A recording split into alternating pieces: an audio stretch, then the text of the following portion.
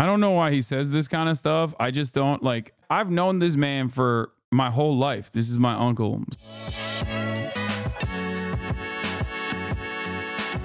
Everybody's kissing the ring. God damn, he looks like shit. Our Weijia Jiang is also there. Weijia, good morning.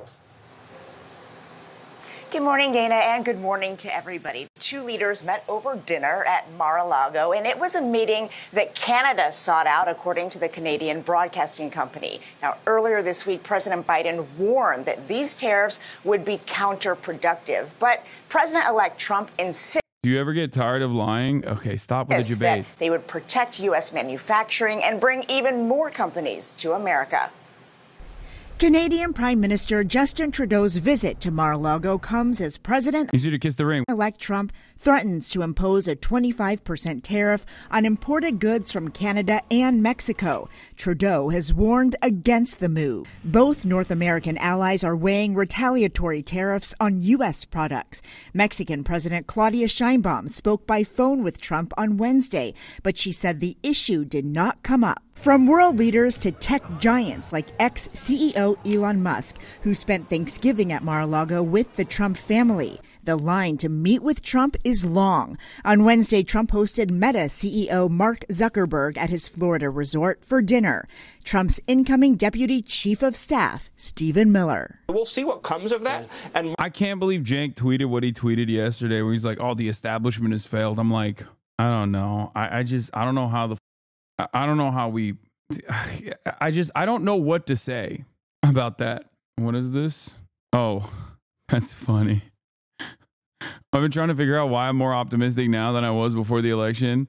Even though I was so against the guy who won, I know now MAGA is not my mortal enemy, and neither is the extreme left. My mortal enemy is the establishment, and they have been defeated. Dude, to say that the Donald Trump administration is not the establishment is so crazy. Like they already ran the country. Okay. Not only did they run the country, but they didn't do a great anti-establishment job at it. It's like no different than saying, oh, Donald Trump is going to, it's no different than saying Donald Trump is going to drain the swamp. Just give your Twitch channel to Cenk. He owns you and is the left. He is the left. He is. I'm not. I'm not the left. Did he say other? It's not just that the establishment candidate lost. It's that their media is mortally wounded. Yeah. Fox News, on the other hand, not the establishment media, it seems. The source of their strength was not insipid politicians like Mitch McConnell and Joe Biden. The source of their strength was their propaganda machine, the mainstream media. Now online media is strong enough that their oppressive monopoly on American mind has been broken. Now we're in the jungle. They hate that. I love it. This uncontrolled marketplace of ideas is where I'm home. I'd rather be the populous woods than in the establishment prison. Is this whole meeting the new president-elect at their residence thing kind of weird? Is it more common than I realized? It's unique because we haven't really had a situation like this before where a former president who has already like established relations with these other global leaders before has lost an election and then won it again. So that's the reason why it's like it's both unique, but also it's not unique because it's Donald Trump. I think it's more so like, has it happened before? I assume it has happened before. I don't know enough.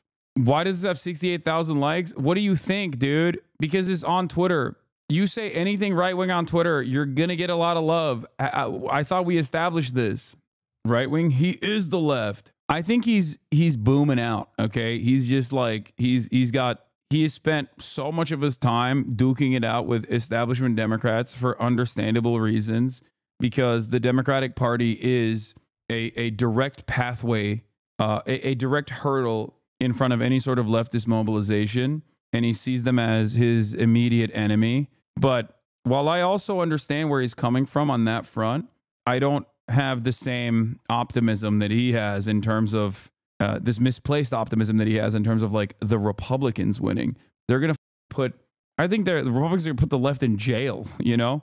I don't think the establishment has been defeated. I see the situation as more uniparty than anything else. I see it as two sides of the same coin, with one side being far worse than the other for sure. But the side that is far worse than the other is not the Democratic Party. The side that's far worse than the other is the Republican Party. It's not like the Republicans hide their rampant corruption. Like, things might change, but not for the better. Things will change for the worse. That's the way I see it. I see it as like Donald Trump centralizing power even harder than previous Republican administrations have at the behest of corporations and the wealthy. And maybe he'll, throw some populist crumbs here and there in the process. Like, one thing that he actually changed was the messaging around deficit hawking and the messaging around social safety nets. Like, he was like, I'm never touching Social Security, for example, right? That's new for the Republicans. Now, does that mean that he's not going to touch Social Security? Probably, he probably will touch Social Security as long as it's like in the interest of corporations. I don't know why he says this kind of stuff. I just don't like, I've known this man for my whole life. This is my uncle. So I just can't, I don't see him becoming like a right-wing grifter, but I totally understand why people who are unfamiliar with him or know his like perspective at all see this kind of shit and arrive at that conclusion.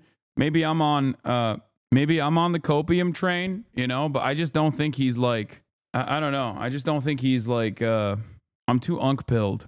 I'm not like, if he was not my uncle, if he was like some random content creator, I'd be like, he's going down the Jimmy Dore route for sure. Like, that's what I would think. But knowing him personally, I don't think he's doing that. But, only time will tell. Does that make sense? Just don't turn against us abolitionists like he has. I mean, the funniest thing is, like, if he's ever heard me talk to an abolitionist like Lolo or whatever, or even yourself, Cinemarxism, he would probably understand where I'm coming from a little bit better. But I also don't see any valid reason to single out abolitionists or anarchists in general to be like, those are my enemies, like to portray myself as like more moderate and more rational than they are. I have my disagreements. But I still understand that people like yourself are directly at the forefront of moving American society in a positive direction.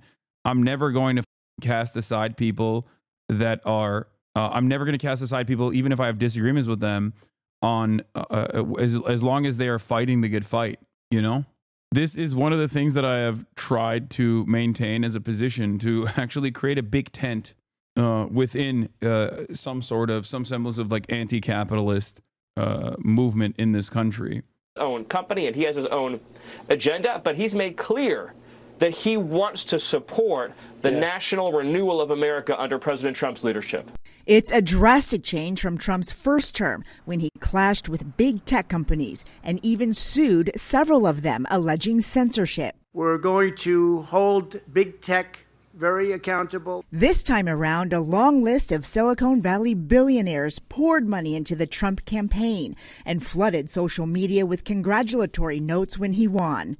Chris Lewis is a tech policy expert who worked for the Obama campaign. I think they're engaging in smart politics. I think what the public should see is that folks who have access often get preferential treatment from a Trump administration.